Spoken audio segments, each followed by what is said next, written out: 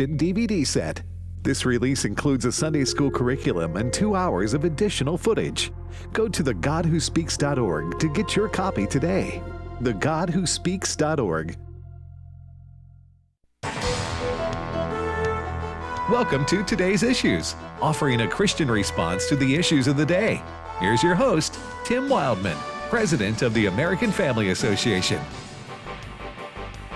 Okay, all right, we need a volunteer to be Speaker of the House of Representatives, and we're taking names.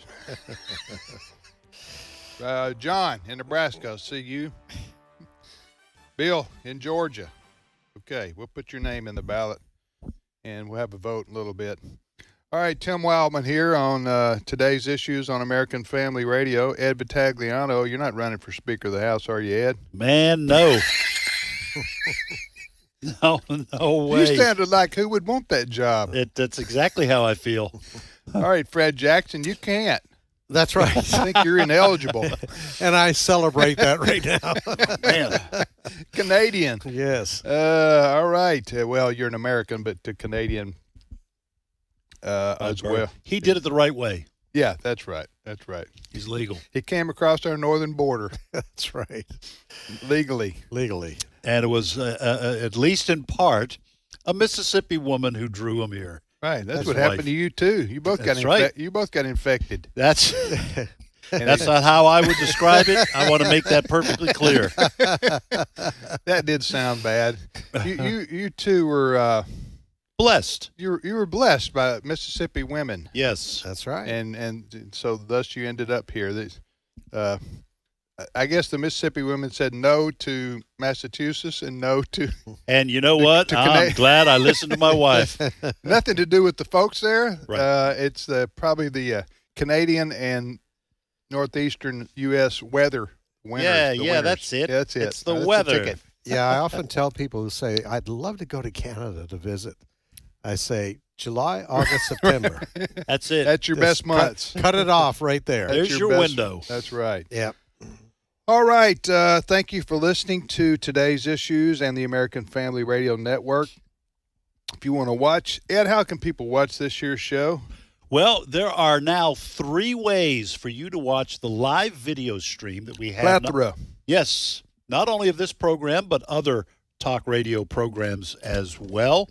You can go to Facebook, search for Today's Issues. That's the name of this program. Click through. You can watch the live video stream, or you can go to YouTube. And Brent Creeley, you're going to have to remind me again. What do you have to search for on YouTube? Today's Issues live stream. Today's Issues live stream. You can catch that on YouTube, or you can go to our own AFA streaming platform, streaming.afa.net, streaming.afa.net. You can sign up very easy to make a free account there, and you can watch this program and others like it. All right, if you want to send us an email, you can do so at the following address. Again, as long as it's a K-Love email, which means it needs to be positive and encouraging. Okay? Comments at afr.net for those emails. Comments at afr.net. Or at least constructive criticism. Yeah, which you can read. I don't even like that. What we're saying is, folks, just don't say anything ugly. Right. Mean-spirited. Right. Hurtful. Right. All right. Fred, before we jump into the Israeli story, the Israel story, the House of Representatives, the Republicans are trying to elect someone, put someone forth who will get enough votes to be Speaker of the House to replace Kevin McCarthy. Mm-hmm. And to review, Kevin McCarthy was booted, 2 weeks ago? Oh, 2 weeks ago. Yep. Remember, folks, love him or not, or like him or not, Kevin McCarthy was supported by 96% of the Republicans in the House, and he was booted by the Democrats and 4% of the Republicans. I found that strange and odd, and I think the ramifications from that we see now. in terms of the Republicans being able to come up with a replacement yet for Kevin McCarthy. Now, where does that stand today? There is going to be another vote today for Jim Jordan. There were, 20 Republicans that did not vote for him yesterday. And so there will be another vote today. No one is predicting if the results will be better for Jordan. Also, apparently, I'm just seeing a report that Jordan has requested, and I'm assuming if he doesn't win on this second vote, he wants a vote to put this temporary speaker in place so they can carry on with some business in the House, especially with regards to money for Israel in a bill. It would be the interim speaker would be Patrick McHenry, who's a Republican from North Carolina. He's de facto head of the Republican Party in the House right now, right? I think he is, but I don't think he's empowered to do what Fred is suggesting. Okay, Yes. He would be Speaker. Well, why don't they vote for him to be Speaker of the House outright? I think right now he's just simply helping them conduct the process to get a replacement. Yes. However, that's a good point. If they could get enough votes to make him interim speaker, then why not just stick with him? And then that might be what happens. Yeah. He's the I was not familiar with. He's from, where's he from? Is he from North Carolina. North Carolina? Mm-hmm. Very low profile. Yeah, I don't know much about the Mr. Is it McHenry? Patrick McHenry. Patrick McHenry. Boy, if that doesn't sound like a founding father, I don't know what does. Huh? Yes, right. Huh? Patrick We're going to visit the McHenry. home of Patrick McHenry this afternoon.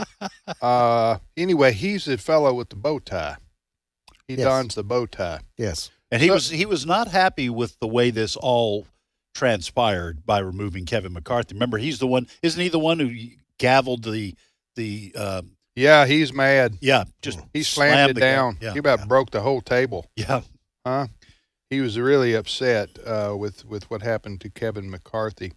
Well, okay, so but the Jim Jordan will be voted on if he doesn't get the votes today. You're saying Jim Jordan, who we are a fan of. You guys concur? Yeah, sure. And I would like to see him be the House Speaker. But he has said if he doesn't get the votes today, you're saying to go to a temporary. Well, that's what some Republicans are talking about. Oh, I'm okay. not sure if that's what Jim Jordan said, Okay. but Republicans are saying, like Fred said, we need to move on with some business here, so we may have to vote for a interim speaker, and that would probably continue to be Patrick McHenry in a little bit of an expanded role. Yeah. All right. Anything else to add to that, Fred? No, not at this moment. There's, as the American public looks at what's going on, I mean, yesterday, I watched most of the vote yesterday. The Democrats are absolutely giddy about this. Absolutely giddy about this. Every time a Republican voted for somebody else yesterday, they were almost up and cheering. So it was. Oh, they're enjoying it. Yes. They got their popcorn out. Yeah. On that because the Republicans are floundering, I guess you could say, right now in the House of Representatives. For sure.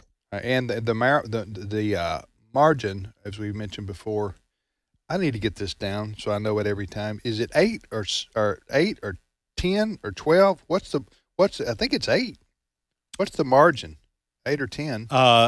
Look I'm that checking. up so I'll know for sure. So we'll know for sure since the margin between the Republicans and the Democrats in the House of Representatives.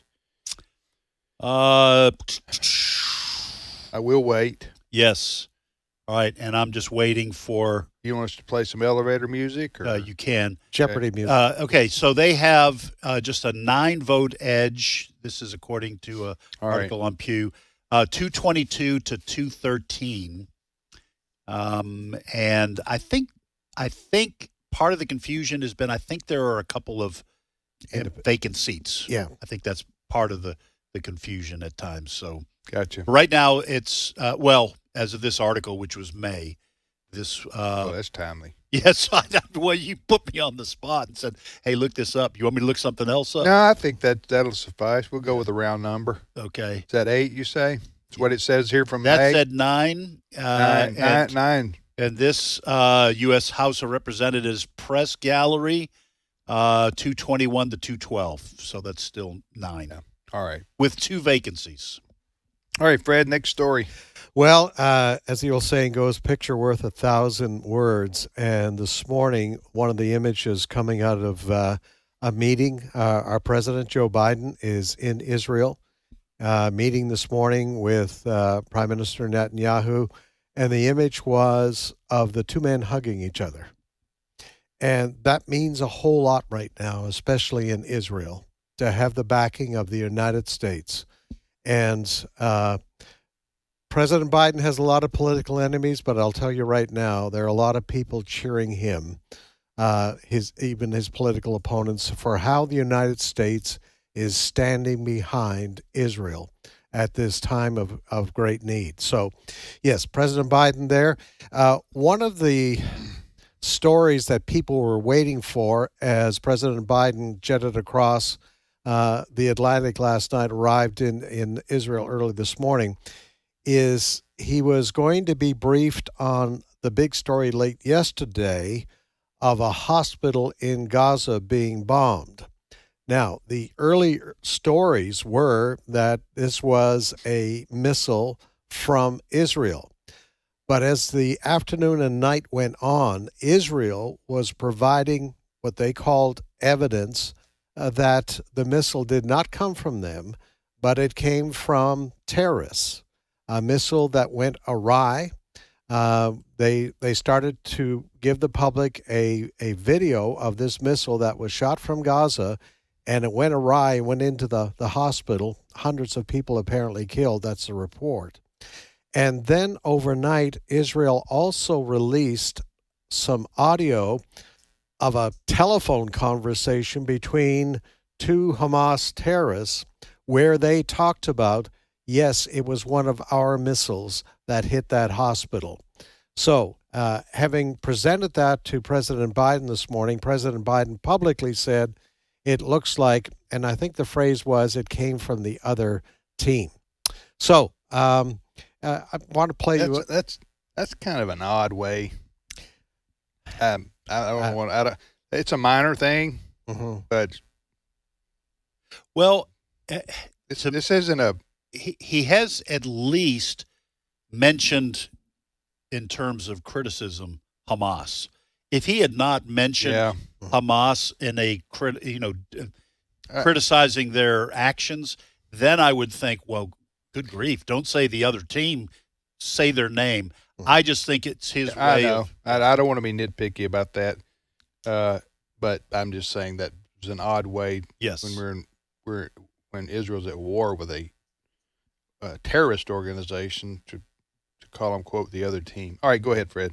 Anyway, I wanted to play you a couple of audio clips of President Biden, but also Prime Minister Benjamin Netanyahu. Let's hear from Biden first, cut number 2. In the wake of Hamas's appalling terrorist assault, it was brutal, inhumane,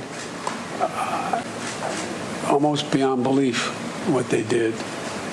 This cabinet came together and standing strong, standing united, and I want you to know you're not alone. You are not alone. And as I say, Prime Minister Benjamin Netanyahu welcoming President Biden being there and the show of support that the United States has given to Israel thus far. Cut number 1. This will be a different kind of war because Hamas is a different kind of enemy. While Israel seeks to minimize civilian casualties, Hamas seeks to maximize civilian casualties. Hamas wants to kill as many Israelis as possible and has no regard whatsoever to Palestinian lives. Every day, they perpetrate a double war crime, targeting our civilians while hiding behind their civilians, embedding themselves in the civilian population and using them as human shields. That was Prime Minister Netanyahu. Now, another story developing out of this visit by Biden to Israel. He was supposed to meet later today or tomorrow in Jordan with various representatives of the Arab countries around Israel, and that meeting was canceled. The Palestinian leader, Mahmoud Abbas, was the first to cancel it. They did not like the idea of Biden giving credence to the fact that it was a Hamas missile that ran into that hospital.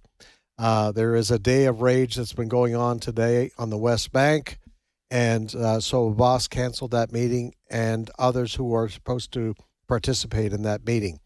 So I don't think the visit by Biden is going to be very long. In fact, there was one report this morning that he may be heading back within a few hours to Washington.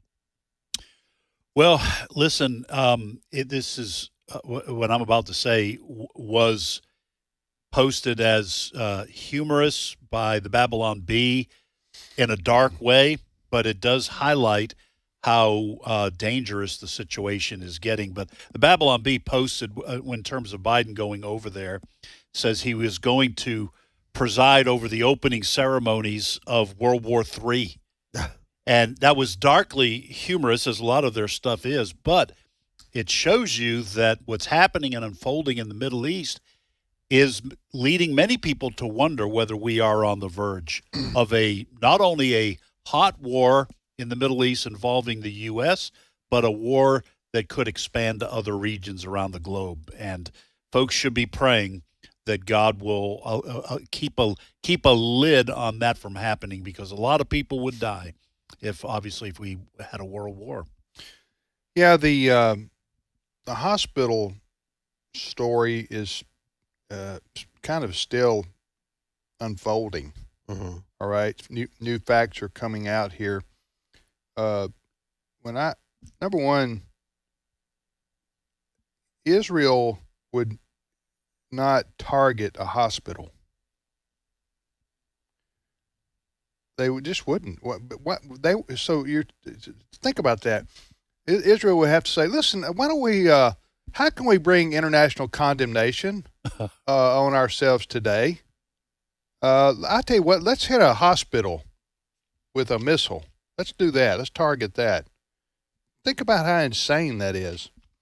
And Hamas is known for, they're not sophisticated fighters, all right?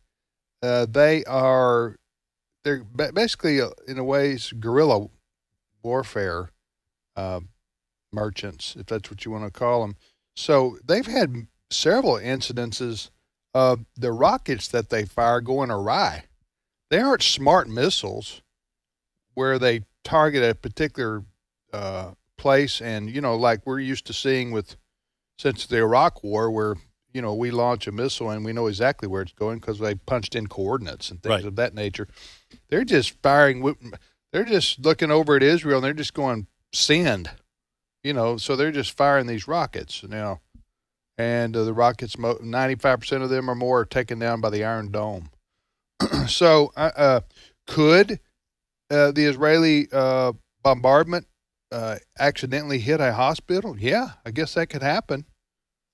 But I don't think they would intentionally do something like that. And furthermore, I was listening to a British military gentleman this morning. He was commenting on this, and he said Israel in the past has owned up to mistakes. So if they accidentally targeted, if they've accidentally hit something that they shouldn't have, and civilians have died, then they've said that. They just admitted to it in the past. So and there's no really confirmation yet. Hamas said, well, 500 people died. I have yet to see any pictures of that. I saw the pictures of the doctor and the video of the supposedly doctors at at a Baptist hospital, which I thought, that's odd. A Baptist hospital in Gaza? Do you guys know anything more about that? Is that who sponsors that? Anyway, those bad Christians again, trying to help people, huh? Right. Those bad Christians trying to help people. So in a Muslim-dominated area. Right. So it wouldn't surprise me at all if this was a missile that went awry that Hamas was trying to launch, or who knows, they did it on purpose, and so they could blame Israel. And again, Israel would be, because they came out, a lot of these people who hate Israel came out immediately. They didn't even wait for any kind of facts to come out or video to come out. They condemned Israel as doing this. So it's one of those situations where it doesn't really matter. I'm not saying it doesn't really matter that people died. I'm saying that the narrative, you're going to believe, most people are going to believe whatever they want to believe based on their preconceived notions and ideas. Yeah. They're not going to wait for the facts to come out. You know, a lot of these cases involving police officers, the people hit the streets, and I'm talking about in the U.S. We've seen this over and over and over again. People hit the streets, they're outraged, they're lashing out, they're burning things down, only to learn 2 weeks later after the investigation that the cop never did what they said he did. Right. Now, have cops made mistakes and done something wrong? Yes, they have. You look at Derek Chauvin. Right. Is it Chauvin? Chauvin. You know, you don't place your neck, your knee on the neck for 10 minutes when a Right. guy's face down on the pavement with his handcuffed. Good grief. And he got in trouble for that. He got convicted of murder. So I'm digressing a little bit. I'm just saying, you know how quick people are to use their preconceived ideas and notions and biases to make a judgment about a particular action when you don't know all the facts yet. Right. And that's what happened in this hospital. This hospital that was hit by a missile. So anyway, go ahead, Fred.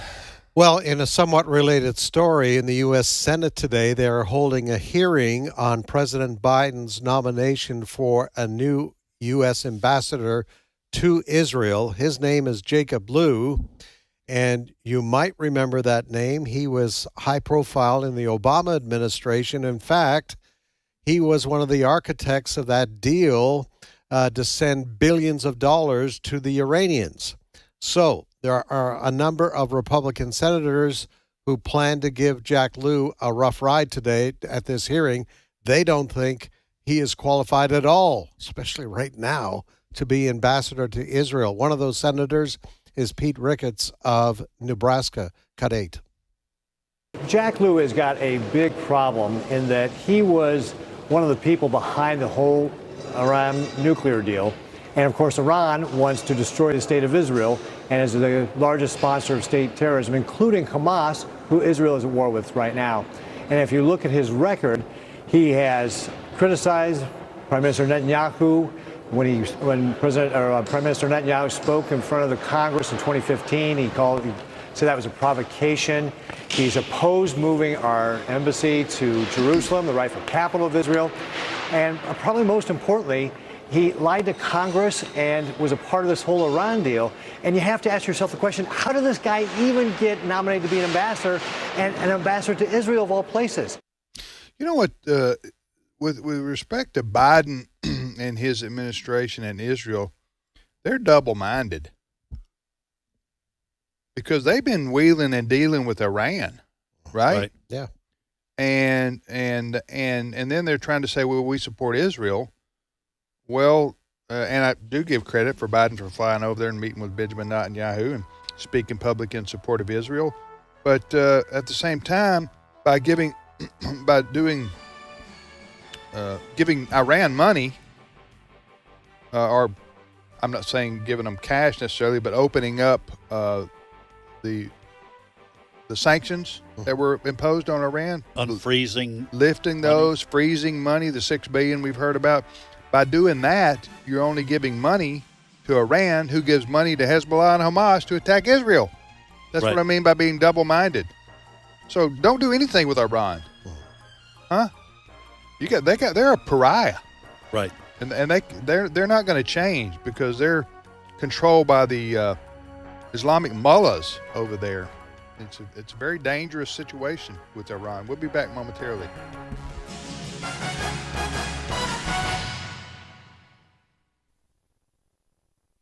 It's my turn.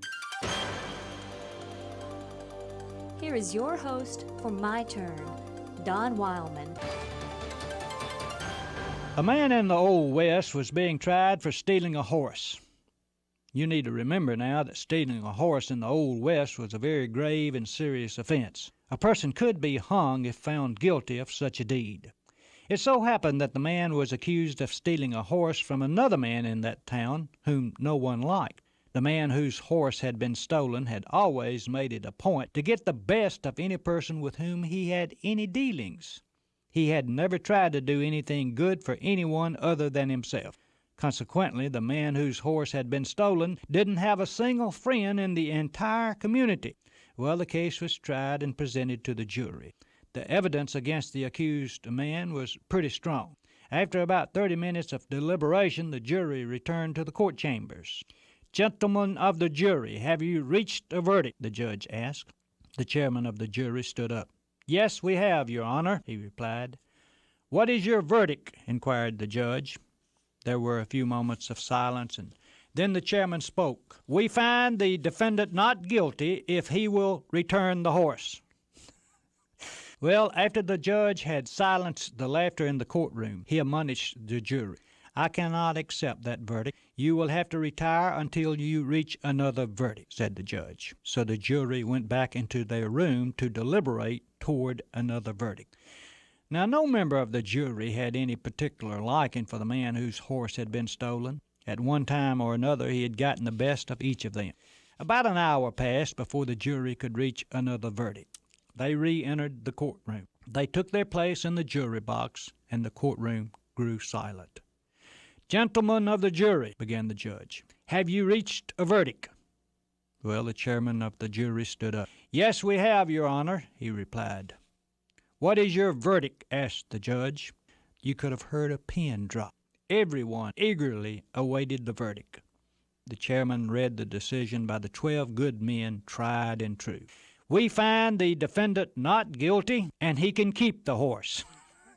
The courtroom burst into laughter. Well, I guess the moral of the story is that it pays to be interested in people other than yourself. If you spend your life trying to take advantage of others, never caring about them in any way except what you can get from them or what they can do for you, you will end up a loser like the man who lost his horse. If you desire a friend, then you had better be a friend.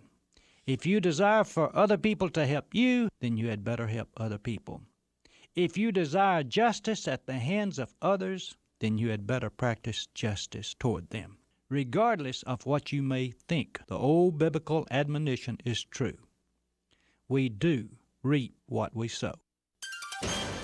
This has been My Turn with Don Wildman, a production of the American Family Association. The Lord looks down from heaven on all mankind to see if there are any who understand, any who seek God. Psalm 14:2. American Family Radio. This is today's issues. Email your comments to comments@afr.net. Past broadcasts of today's issues are available for listening and viewing in the archive at afr.net. Now, back to more of today's issues. Hey, welcome back, everybody, to the radio program Today's Issues on the American Family Radio Network. I'm Tim Wildman with Ed Vitagliano and Fred Jackson. We thank you for listening to AFR. Hey, before we get to our interview with Dr. Jessica Peck, just one more aspect of the... Yes, bring it over here. My coffee's being delivered. Isaac's Thank you, a good sir. man. Isaac, one of our newest employees. Oh, he's a Jackson. I caught him in the hall. He's a Jackson, that's right. I caught him in the hall, and I said, Very talented young person. "Can you go get me some coffee?" Because you limited time.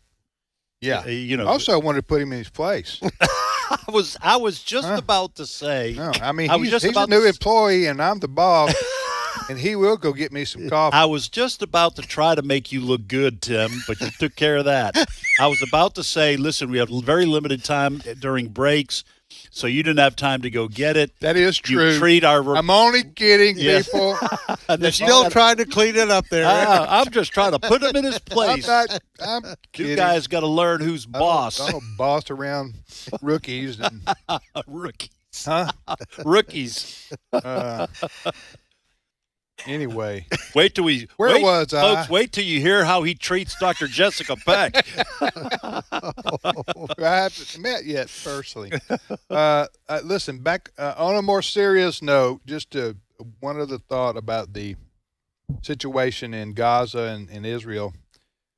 The people that live in Gaza are Arabs, and there are Arab countries surround that area, namely Egypt, Saudi Arabia, and you have Jordan, Syria, Lebanon. Syria. Now, none of these other Arab countries want Hamas to come live in their backyard. Yeah. Isn't that telling? Yes. King of Jordan said, "We can't take any. We don't want them." Egypt doesn't want them. As I mentioned before earlier, Saudi Arabia doesn't want them. You know why they don't want them? Because they will come to their country and cause problems too.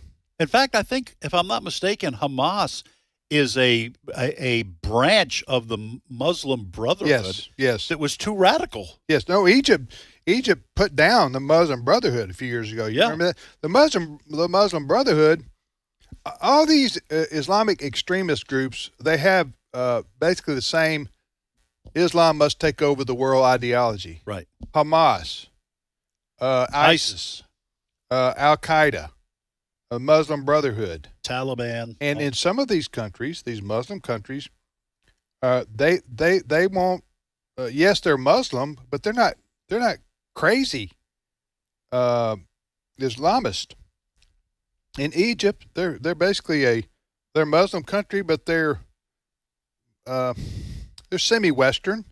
Okay, same thing in Saudi Arabia. Those crown prince, he doesn't want his country bombed or unrest in the streets. He just wants to have his oil money and have his harem. Right. You know what I'm saying? Right. Is it a harem? I don't know if they still call it. Well, that. you know what I'm saying. Yeah. It's a very hedonistic lifestyle right. that these people lead, even though they're leading a Muslim country. Right. Jordan, they don't. Jordan took in a lot of the refugees from the war back in the 60s and in the 70s. So they already have a lot of the refugees from the war there, the Arabs, Palestinians there. So, but I'm just saying, isn't it telling? The guy from Scotland yesterday, I saw him. The leader of Scotland is an Arab, but he talks Scottish. It's like the mayor of London. It's an odd has an English. It's British an odd accent. thing to you're watching this fella. He's an Arab, and you're going, but he's speaking with a Scottish accent. Right. It's a weird thing to see. But anyway, he's saying we need to bring the refugees of the war in Gaza to Scotland. Nikki Haley, one of the Republican candidates, has said we need to bring them to the U.S. I don't know about bring them all, but she's saying that. Bring them to the U.S. And I don't think that's going to win her any votes in the Republican primary. And you can look that up. I'm not making that. Well, that's who put into office the two squad members from Minnesota and Michigan. Oh, the Muslim refugees? Yes. I mean, who came to America under Obama. Yeah. Rashida Tlaib and who's the other one? Listen, Ilhan Omar. Listen, Ilhan Omar. Listen, we can discuss this later, but Islam is not compatible with Western-style democracy. Period. It's all in water. Muslims live under a theocracy or a secular monarchy. They're nominally Muslim, like in Saudi Arabia, the crown prince. They don't notice King Hussein in Jordan. He's been there forever. He's a king. Right. These folks don't name me anywhere maybe Turkey.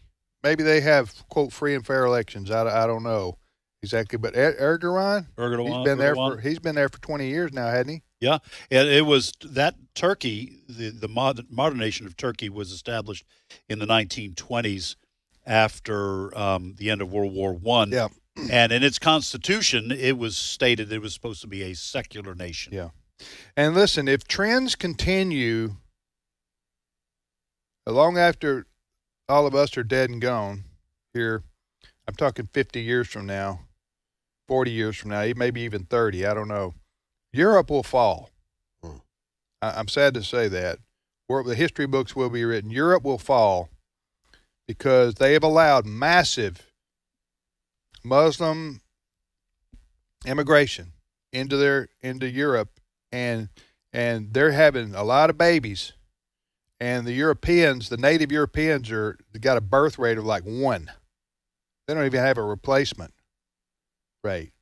In France, 10% of them, the people there are already Muslim. So, again, I don't mean to sound pessimistic. We won't have to live to see it, but that will happen if trends continue, if something doesn't change.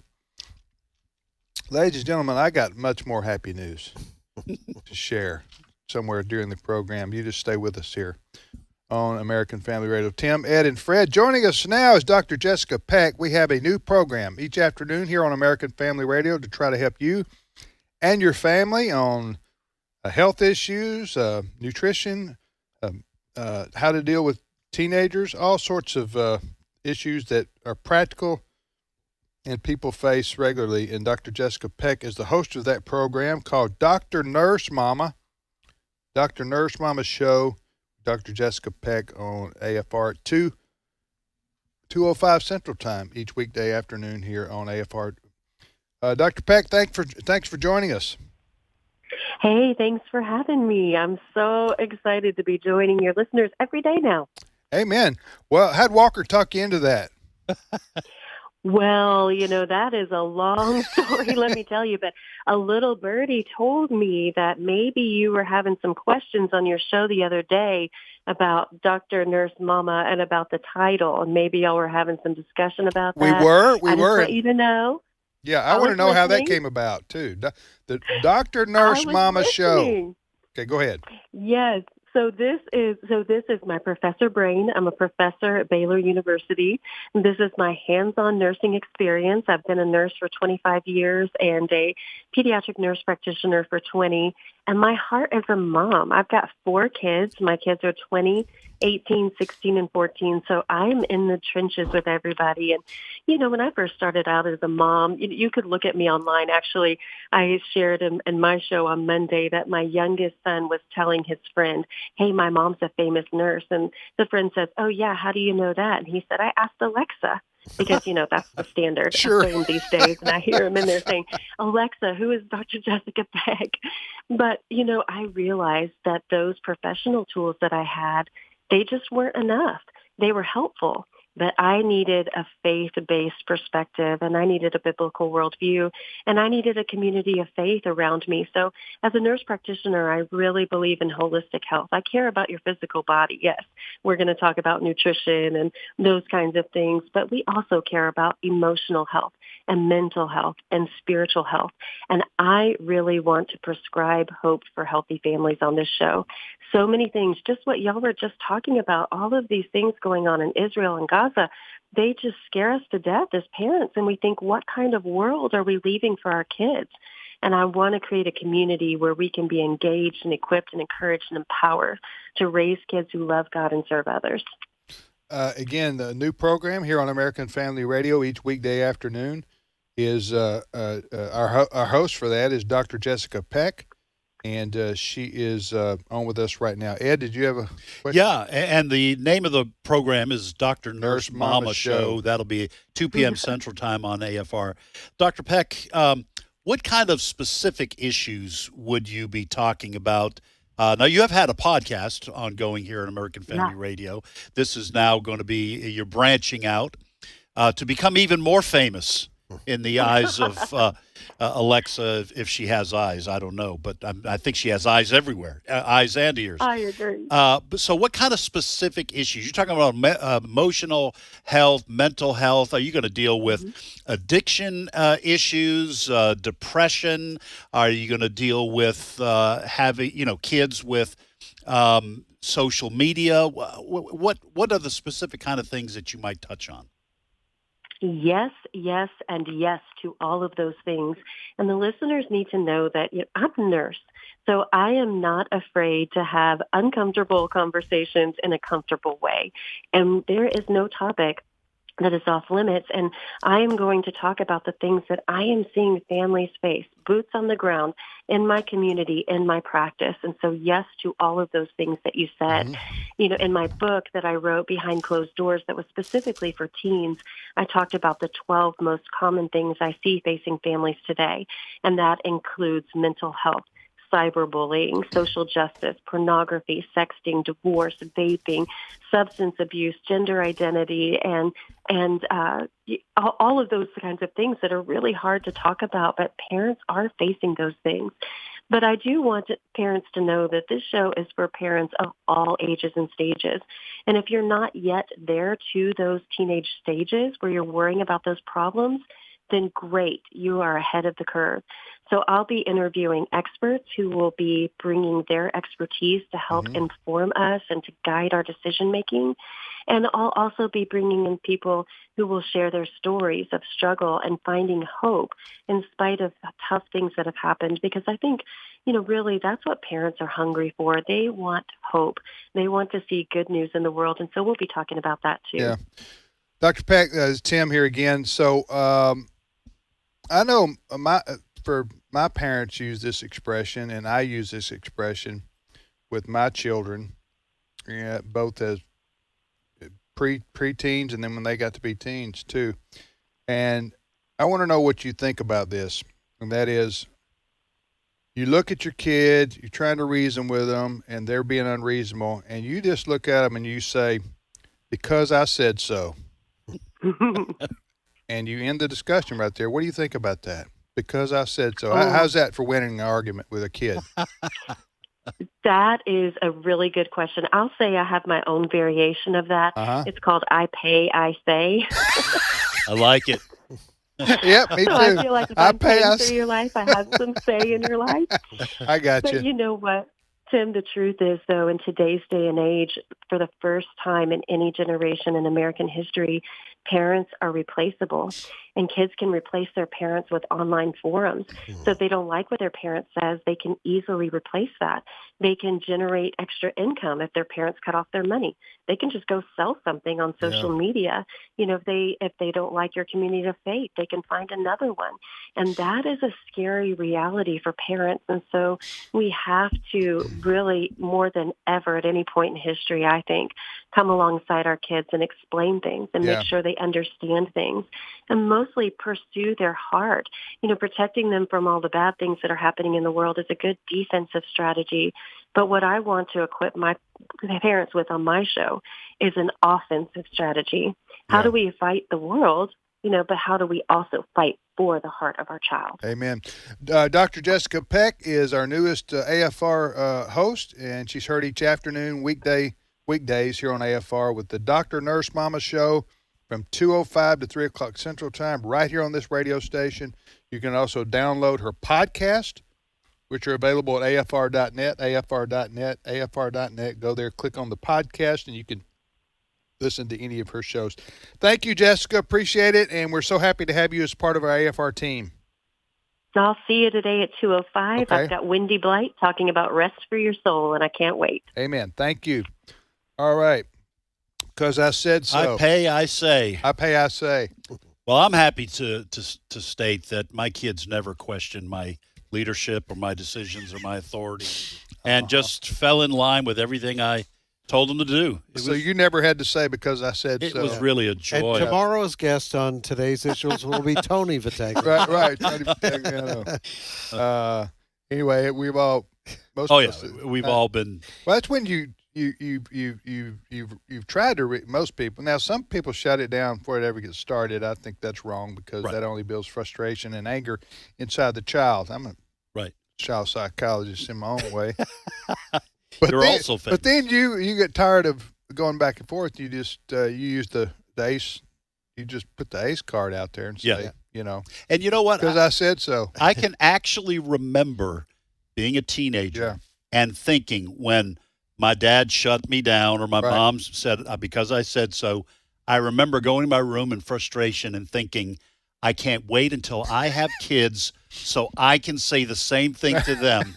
And you know what? God blessed me with 2 wonderful children that I was able to say that to. Because I said so. Because I said so. You know, I was thinking as you were talking with Dr. Peck and you listed the subjects, Ed, and I think back, the times that I grew up in were so simple. You know, the worst thing on television, the most violent thing on television was Bugs Bunny. Or the Three Stooges. Or the Three Stooges. You know, that's the... Well, you had the Westerns. Yeah. I went to a 2-room school from kindergarten to grade 5.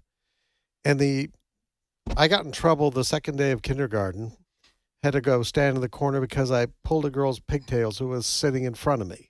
You savage. Yeah. But, and again, my parents didn't have to worry about drugs. Right. No. They didn't have to worry about, terrible things on TV. Yeah. Not social media, obviously, and cell phones. Right. All of that sort of thing. It was a real simple time. And we're more supposedly sophisticated now. We have all of these other things that have evolved, and we can use some of these tools, social media for the gospel and all those sorts of things, but it has added a lot of complications to lives too. You had families intact for the most part. You did. This is for mother. Good point. This is for women left the home. Mm-hmm. About the time women left the home to go to work, go into the job market. Yeah. I'm not against women working and going to the job market, but I'm saying there's a direct statistical correlation to latchkey kids, to a lot of societal problems. When the women's lib movement said, came along, and I think that's undeniable.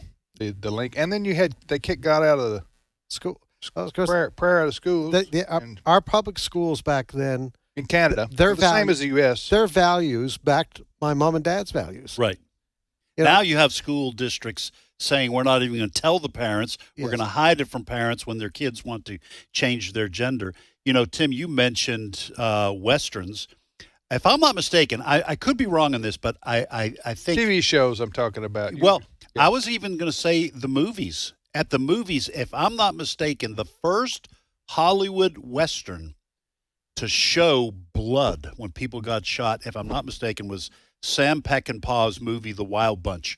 I remember that was because the movie code up until 1968, you watch some of these old Westerns, people got shot, right, clutched their chest. There was no gore. But there was no blood and gore and spurting. Right. And now I'm not saying that that's the root of all our ills. I'm just saying the way we grew up was vastly different than the way kids grow up now. My high school took the students to a movie theater to see the 10 Commandments. My public high school. You couldn't do that now. I again, just reflecting the values of the moms and dads of that day. For those who want to tear down the Judeo-Christian value system that built our country, that was basically, not everybody was Christian, but I'm talking about the Judeo-Christian value system that was the backbone of our country, and our founding fathers recognized this. And they want to tear it down. Well, you're going to have the consequences of that, and we're seeing that a rise in crime, violent crime, white-collar crime, theft, and it's getting worse. Mm-hmm. Law and order, out of control. We're losing a grip, especially in the big cities. Who's got the story? Is it you or Steve Jordahl with the story about this district attorney? I sent that around. Oh, okay. The district attorney that got carjacked in New Orleans. In New Orleans. I'm not laughing about carjacking, folks. Please understand. Right. But this is a district attorney elected with money from George Soros, who's been following the kind of a game plan by these Soros-elected district attorneys by not prosecuting a lot of criminals. Right. Mm-hmm. And he got carjacked. Yeah. And then a half hour later, the person who carjacked him did it to somebody else. Yeah. So you talk about reaping what you've sown. Yeah. All right. Listen. The Norman Rockwell days were pretty good. Yeah. Okay. That's always, those kinds of things that's used as a pejorative by the secular leftist. Oh, you want to take us back to Norman Rockwell and Ozzie and Harriet? And I'm going, that'd be pretty good if we could go back to that. You want to take us back to, pre-civil rights, huh? Right. They want to always equate the value system, which, by the way, the black family and the white family in that area you're talking about, while there was discrimination, some of it state-sponsored, we all know the history of that, in some of the U.S. that had to be, basically the values of the whites and the blacks, there weren't many Hispanics here at that time, was the same. Huh? It was the same. Right. And the black family was intact until they started the welfare programs of the Great Society in the 60s and started giving money to people to have babies outside of wedlock. Then that led to the inevitable, which was you were incentivizing people having children without a father, a married father in the home. They began giving money for that, and we know what happened as a result. All right, you're listening to Today's Issues on the American Family Radio Network. Tim, Ed, and Fred. Fred, what's the next story there? Well, I'll tell you, when the books are written about this particular period in history that we're going through right now, we have done stories on the problem of anti-Semitism on our university campuses now for a number of years. But what we have seen since October 7th, the massacre by Hamas terrorists of Israeli men, women, and children, has been absolutely shocking. And to raise it even more, what we have seen on many of our university campuses, not all, but many of our university campuses celebrating what Hamas did in Israel. Steve Jordahl, he'll be with us in a few moments, he found some audio of a professor at Cornell University, Russell Rickford. And apparently he was at a meeting in the wake of what happened in Israel. And I want you to listen to how he was celebrating what Hamas did. Cut number 6. It was exhilarating. It was exhilarating. It was energizing. If they weren't exhilarated by this challenge to the monopoly of violence, by this shifting of the balance of power, then they would not be human. I was exhilarated. He was saying the Hamas massacre of innocent Israeli men, women, and children was a representation of a shifting of power in the Middle East. And he thought that was incredible. Yeah, I have been shocked, and I think a lot of Jewish people in this country and around the world have been shocked as well by just how virulent this anti-Semitism is and how boldly it is showing itself. You know, they used to say, especially Jewish people, never again in terms of the Holocaust. And every decent person around the world would condemn Holocaust deniers and condemn anti-Semitism and kind of repeat that kind of refrain, never again. We're never going to let this happen again. Well, it now looks like it's in danger of happening again. Yeah. It won't be like it was in Nazi Germany necessarily with the concentration camps. But I tell you what, fellas, better be on the watch, because the number one threat to this country's national security is white supremacy. Remember Joe Biden said that over and over again today? Yeah. Probably still does. And I'm looking out the window right now, and I'm watching for him. Huh? White supremacists. And then the existential, what is it? Existential? That's is global warming or Yes. climate change. Right. That's even more dangerous than nuclear Number war. 1 and 2. Yeah. So, all right, we'll be back momentarily with more of today's issues.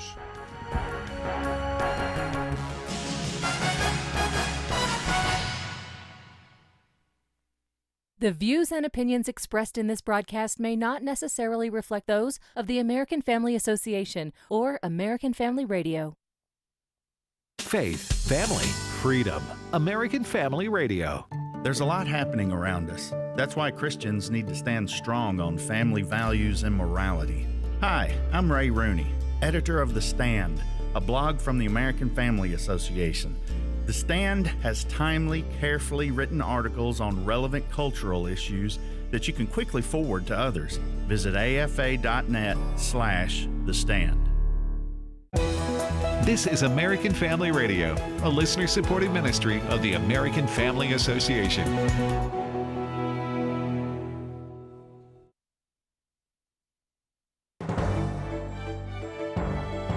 American Family News, I'm Steve Pugh. President Biden got to speak with victims of the Hamas attack against Israel following a meeting with Israeli Prime Minister Benjamin Netanyahu. Jared Halpern reports. Following meetings with Israeli Prime Minister Benjamin Netanyahu and his war cabinet in Tel Aviv, President Biden heard from Israelis who saw loved ones killed and hid for hours from Hamas terrorists earlier this month. You don't have to be a Jew to be a Zionist. And I think the security and safety of Jews worldwide is anchored in the continued vibrance of the State of Israel. President Biden also says it appears the explosion yesterday at a Gaza hospital was not caused by an Israeli airstrike, an assessment the president says is based on data he was shown by the U.S. Defense Department. In Washington, Jared Halpern, Fox News. A new report claims the Biden administration sent more than $1 billion to a United Nations agency that critics say has ties to Hamas. Hillary Vaughn has more. A new report from Open the Books found that under Biden, nearly $1 billion has been handed over in aid to Palestinians. But now there's more focus on how that money was used and if it fell into the wrong hands. Secretary of State Antony Blinken was asked in May 2021 how they can guarantee that aid given to Gaza would not end up helping Hamas. Blinken said at the time, quote, "We all know in life there are no guarantees, but we're going to do everything that we can to ensure this assistance reaches the people who need it most." The money was going to the United Nations Relief and Works Agency, a group that now is accused by watchdog groups of helping Hamas recruit and store weapons. There's been a lot of sympathy expressed for Palestinians living under what some call Israeli oppression. But talking about this on JJ and John in the morning, Dr. Baruch Korman said Hamas and its government is terrible to its people. Any time that someone stands up against Hamas and complains, they are immediately labeled a collaborator with the Zionists. No trial, they're taken out and murdered publicly. This is the government that's in Gaza. It's terrible. Again, my heart goes out to those people who live there under such unrighteous rule. My hope is this, that Hamas is destroyed, and I think the really only solution is, and I know the American government doesn't want this, but Israel's going to have to go back in. They are going to have to administer it. And only with that, the lives were much better for the people in Gaza when Israel was there. Dr. Korman is host of Lost in Translation, which airs Saturdays on AFR. Whether they're fooling parents or fooling themselves, a Christian commentator points out that public school teachers are denying they're grooming students to accept leftist ideology regarding sexual behavior. Bob Kellogg explains. In an opinion piece posted on Breakthrough Ideas, Lori Higgins contends that public school teachers are teaching that all family structures are identical in value, that sex acts are intrinsically good, and that boys can be girls and vice versa. However, they deny they're grooming students. They are fully aware of the fact that they are trying to persuade kids to accept their beliefs on sexuality or gender identity. They don't like the word grooming because it's too closely associated with the grooming that pedophiles do. Higgins warns that parents in suburbs and smaller communities cannot sit idly by and assume that this indoctrination only occurs in urban schools. You can no longer expect that your teachers will reflect community values. The field of education is dominated by leftists. Schools and colleges of education are dominated by leftists. She admonishes parents to teach their children to counter the leftist arguments that sound appealing but are based in neo-Marxism. I'm Bob Kellogg. Wall Street is dipping following a mixed set of profit reports from big U.S. companies. The S&P 500 is 0.6% lower. The Dow Jones Industrial Average down 110 points, and the Nasdaq Composite fell 0.8%. Crude oil prices jumped sharply overnight. More news online at afn.net and download the AFN mobile app. I'm Rusty Pugh. More than ever, pastors need to feel people's love and support. There's no better time to do this than Pastor Appreciation Month in October. And there's no better way to do it than using the Easy as 1, 2, 3 Bless Your Pastor materials, available for free at blessyourpastor.org. If your church uses the free 1, 2, 3 materials, church pastors will be offered a $300 scholarship application to attend a marriage retreat. Learn more at blessyourpastor.org. That's blessyourpastor.org. Today's Issues continues on AFR with your host, Tim Wildman, president of the American Family Association.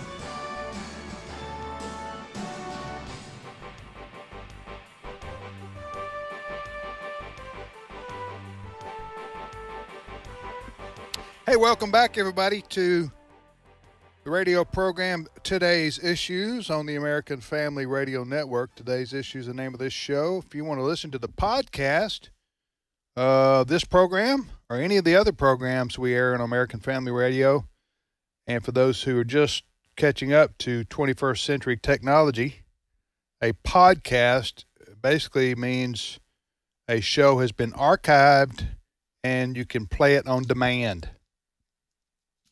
So you just need to go to afr.net, click on podcast, and you can listen to any of the shows that we've done, this program or others that we've done today or in the past. And just click on there and it'll happen for you there. You're listening to Today's Issues. Tim, Ed Vitagliano with me. Good morning again, Ed. Good morning to you. And Steve Paisley Jordahl joins us now. Good morning. Good morning, Steve. How's everybody doing today? We're doing well.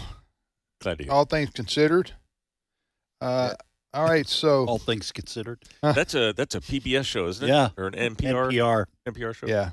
Yes, it is. You're listening to National Public Radio. That's right. Where all things considered. Sponsored by Pfizer. Because they sponsor everything. That's a good one, Steve. Sponsored by Pfizer. Have you had your booster today? And now we're going to do a totally unbiased report on vaccines. On COVID vaccines. Sponsored by Pfizer. By the way, I was just double checking. Podcast, the etymology of the word, comes from combining iPod and broadcasts. Oh, that makes sense. Yeah. Yeah. Podcast. Gotcha. It's a generic word now, though. I mean, it's part of our vernacular. Yep. But it was coined in 2004. Mm-hmm. Just 19 years ago. So, it's incredible. Yeah. Podcasting. Now everybody's got a podcast. Everybody. Huh? Everybody's got a podcast. I should start a podcast, and then I could always ask, like, my kids and grandkids if they watched Papa's. Do you watch Papa's podcast? Yeah. All right, Steve, what's happening? As we speak, the House of Representatives is meeting, and they see what you did there with your "as we speak." Yes. Speaker, House. Speaker, yes. As they don't speak.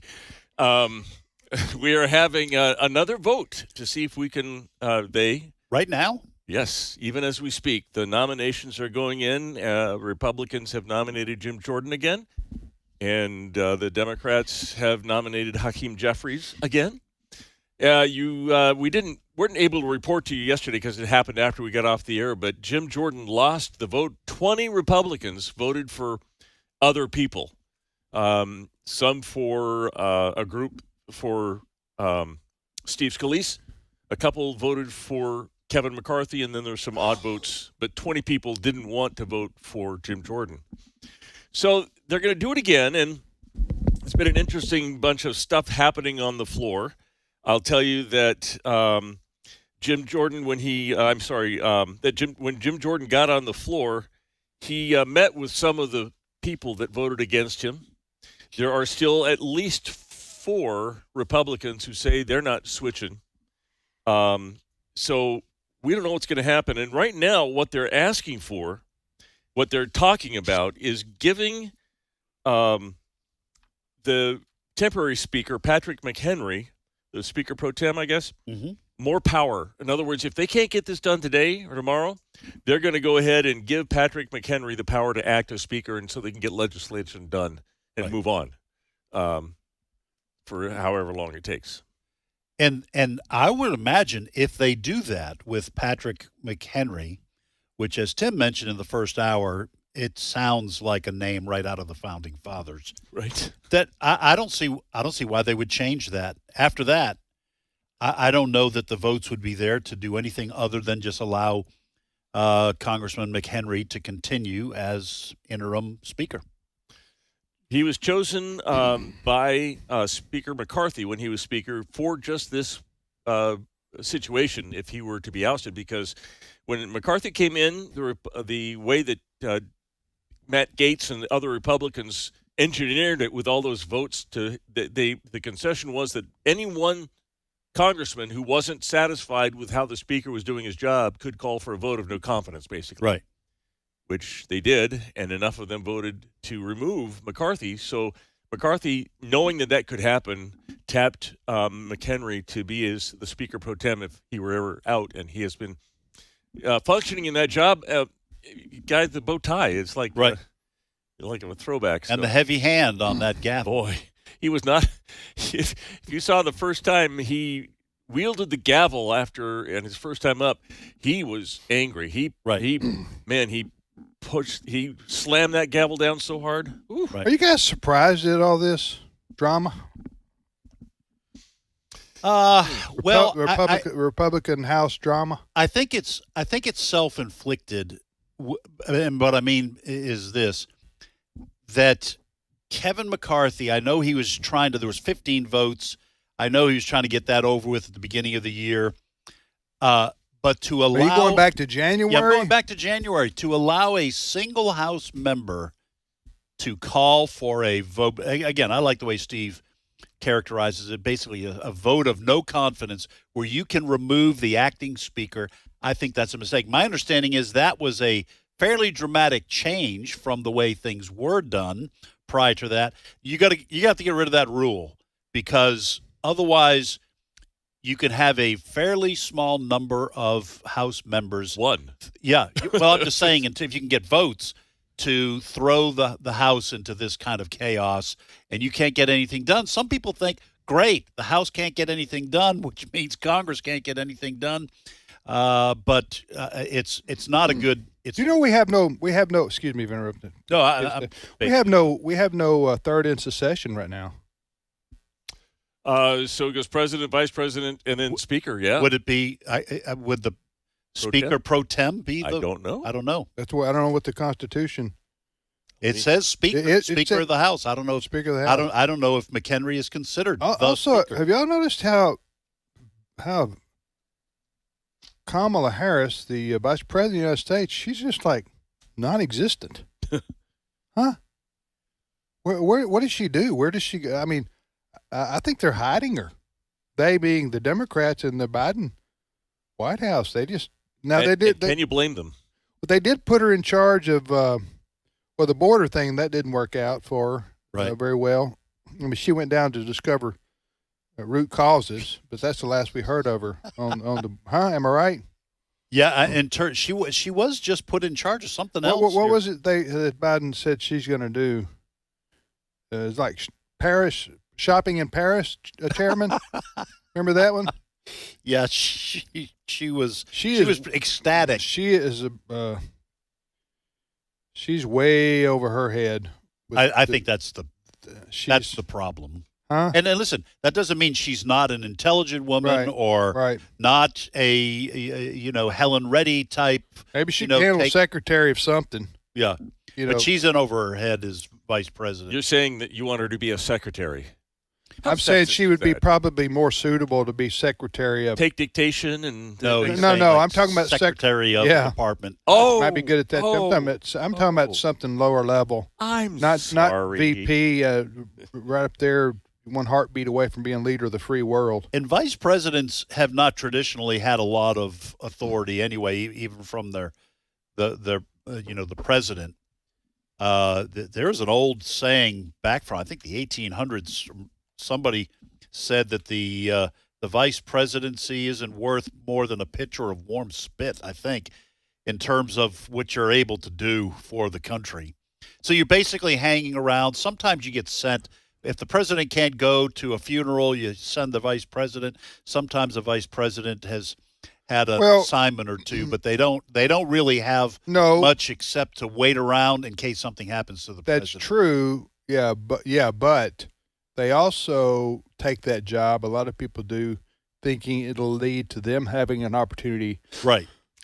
They do function as president of the Senate.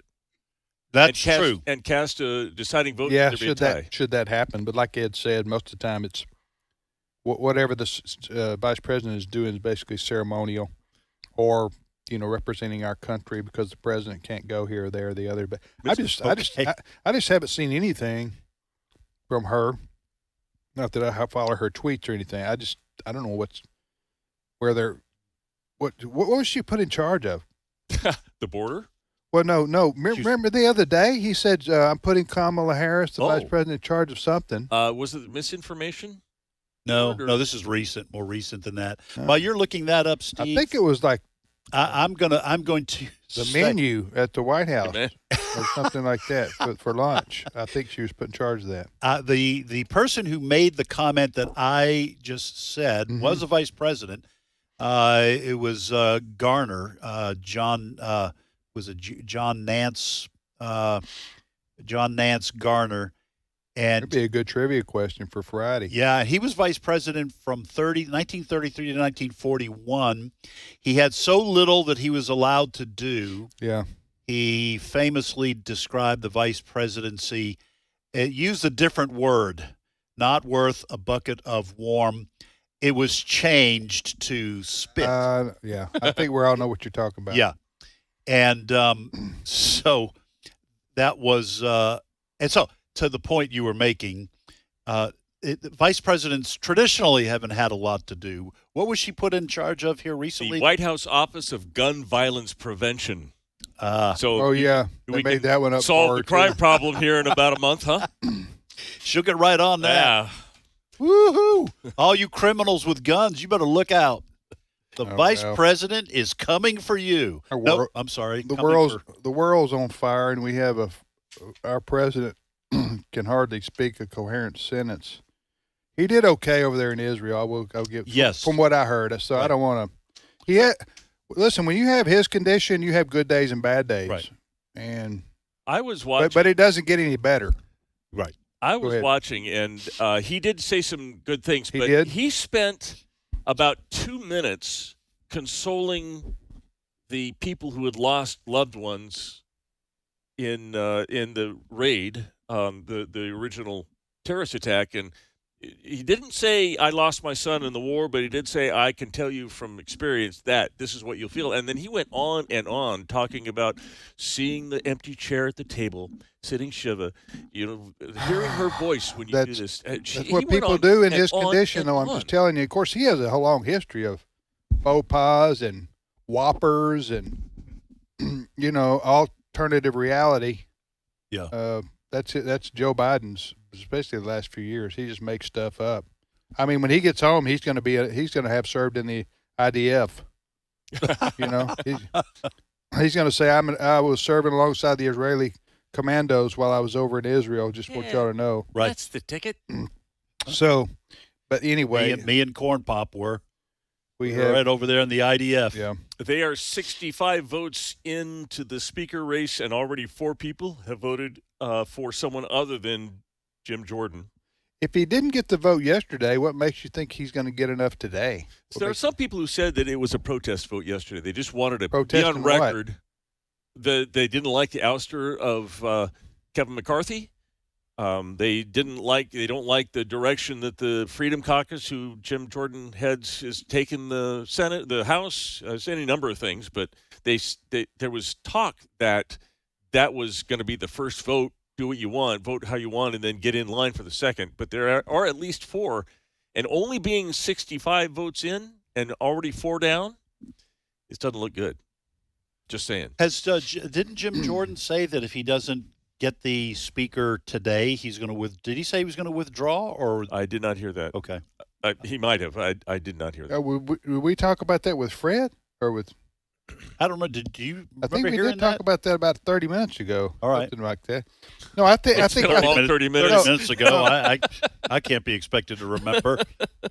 No, I think what was said 30 minutes ago, I think by Fred, was that if Jordan doesn't get it today, he will withdraw his name, and they being the Republicans will move to make McHenry the interim speaker. Okay.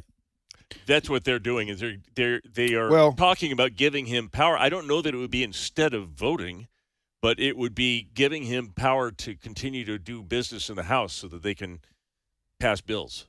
Yeah, which begs the question Ed and I had: why don't you just elect him speaker if you're going to elect him interim? I bet there's that could happen. But I don't know too much about Mr. McHenry. I don't know his voting record. I don't know. I don't know. Yeah. You know what I'm saying? I Yeah. just don't know. I haven't researched him or studied much about him. All right. At the risk of sounding like a establishment supporter, by establishment, I'm talking for politics, GOP. Listen, when you have such narrow, such a narrow margin of majority, is majority-ship a word? Can I make it one? Can we vote? Let's vote on that. I vote. Okay, I know what it means. I'm going to make it a word. I don't like it. Majority. So you're voting against it? I'm voting against majority-ship. All right, so we're going to have to come back tomorrow and do this vote again. I nominate majority-ship as a word. Okay. Well, we got a guy over here who doesn't want it, so we're going to have to come back tomorrow and vote again. What word do you nominate? All right, so instead, I like the words we got. So I'll just say this: when you have a 9 vote margin out of 435? 435. There's no room. You're going to have to come together. By you, I mean the conservatives are going to have to work with the more moderates, and the moderates are going to have to work with the more conservatives to get a. Well, that is what they're trying to do: find somebody who they all can rally around. But you just don't have at this juncture, you don't have the what do you call it, the benefit of being able to find a purist on your ideology, and that's the only person you're going to support. Right. You don't have the luxury, I should say. That's my view, because you don't have a leader in the House of Representatives, and you don't seem to be able to find one. You see what I'm saying? Maybe they will, but if Jim Jordan doesn't make it, he's the most conservative of the ones. He would be our guy in terms of our right. We're kindred spirits ideologically.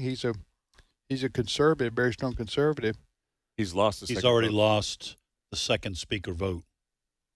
I know I don't understand how all this works. I don't see the point of putting your name up there and having this vote. If you didn't know you were gonna.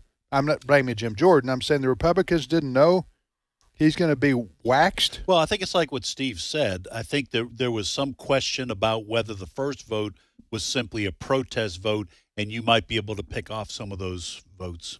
You can't survey your own caucus and find out what's going to happen tomorrow? That's what a whip is. You don't even know that? That didn't sound believable to me. I'm just telling you what the... I don't accept that, Ed. What the answership is for your question. Am I not the only one? Like that? Yes, I Listen, wait, 7 have voted against him, right? He's 7 down now. Now he's 7 down now. So how much? He's got 6. He's got 9? 1 or 2. He's got 1 or 2 more to go, right? I don't think so. I think no. 6 I think was it's it. 6 was it. I don't know. Did Matt Gaetz think this was going to happen? Because he's going to be the villain. Yeah. In a lot of people's eyes. I'm not saying that. Okay, I'm making a. I'm not saying. Some people say. I'm making a neutral, objective, nonpartisan observation. Right. I don't need people emailing me or calling me names, calling me a rhino or establishment. Yeah. Okay, I don't need that. You I'm just saying. Representative Gaetz and how many others? 20 yesterday. No, how many of them brought down Matt McCarthy? Oh, well, Matt Gaetz called for the vote, and then Kevin McCarthy wasn't it 8 of them? Get reelected. I think it was. So Matt Gaetz and either 7 others or 8 others brought down the Speaker of the House that 96% of their 8 that 96% of their colleagues had supported. I'm talking about McCarthy. And now we see what's going on. So there seemed to have been no plan on what would happen after that. And this is not looking good. That's what I'm saying. And it isn't good because we need a Speaker of the House. Right. And they can't settle. Well, we'll see. After this vote concludes, then we'll have a clear image of what can be done. If this comes back to selecting Patrick McHenry as an interim speaker, and my view, at that point, you're not going to get the two sides on the Republican Party to agree to someone else. McHenry's just going to stay the interim speaker until a new Congress. Well, and even a lot of the conservatives here don't even like what happened with McCarthy. Right. A lot of them, yeah. Jim Jordan, whose name is there now, who is, like I said, he's a real conservative. He voted for McCarthy. Yes. And so did Scalise, right? So did Scalise. Scalise. So, and listen, Matt Gaetz can make an eloquent case for why he did what he did. And, I mean, he can. But you got to me, I would have thought that there would have been some kind of, okay, now this will happen and the Republican House will be better off since McCarthy's not there. Well, the big problem for Matt Gaetz is that there are not enough Republicans in number who agree with him. Who agree with him. That's the problem. And they're ticked. And the way McCarthy was kicked out by 8 people. Well, and what I'm saying is I love the ideas of the conservatives and Matt Gaetz in terms of how the House should be run. Yes. But we've talked about on this show single subject bills. We don't want you stuffing, these omnibus bills with all the pork and all that. Yeah. I agree with that. But the problem is there aren't enough Republicans who do agree with Matt Gaetz. To your point, perhaps Matt Gaetz should have only done what he did, knowing that they did have the votes for a Jim Jordan or somebody who would change the way the House was run, and they didn't. And now we've got this. And I do fault Matt Gaetz for that, because you got to have a plan going in. You got to have a plan. If you're going to blow it up, you better have an architectural design to rebuild. Seems to me. Can I bring you some breaking news in the last? Will you break 10 the news seconds for us, Steve? Arkansas today, Governor Sarah Huckabee Sanders announced she was ordering Syngenta to relinquish 160 acres of land holdings in northeastern Arkansas, becoming the first state to order a Chinese company to give up ownership of local land. Wow, can the governor do that? Yes, apparently. Huh. I mean, if it's a national security or a state security issue. If you can prove Ed, do you want communist cows on our land in Arkansas? I'm just saying it's going to be challenged in court if you can prove that it's a national security. I hear about this story ahead of time, so I'll just ask you questions that I'll have to do some research on. Okay.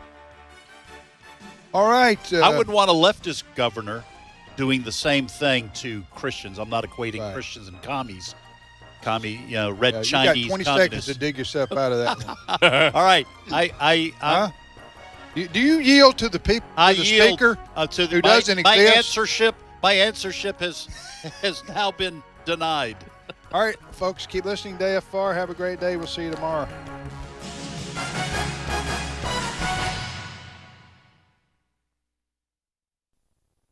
The following is not an actor, but a real-life story from Trinity Debt Management. I had numerous credit cards